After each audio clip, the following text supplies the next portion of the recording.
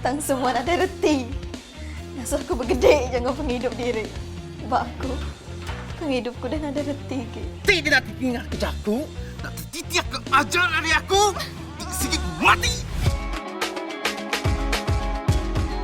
Hari ini, 28 Disember 2019, berlangsungnya sidang media bagi filem Bunga Gerambai di The Banquet Restaurant.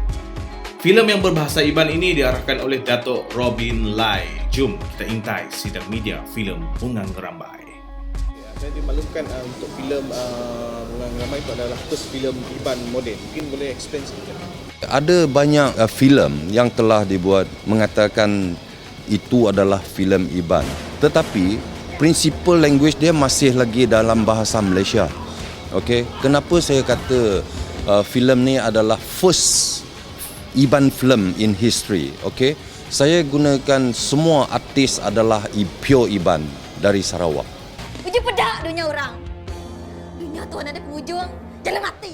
Selepas filem Bunga Gerambai ini nanti, lebih banyak lagi filem-filem dari Sarawak, terutamanya filem-filem berasaskan sejarah, budaya dan contemporary etnik Sarawak akan diterbitkan. Penonton support this film dan dibintangi oleh ramai-ramai pelakon talent lokal Sarawak. Sama-sama nantikan Bunga Gerambai.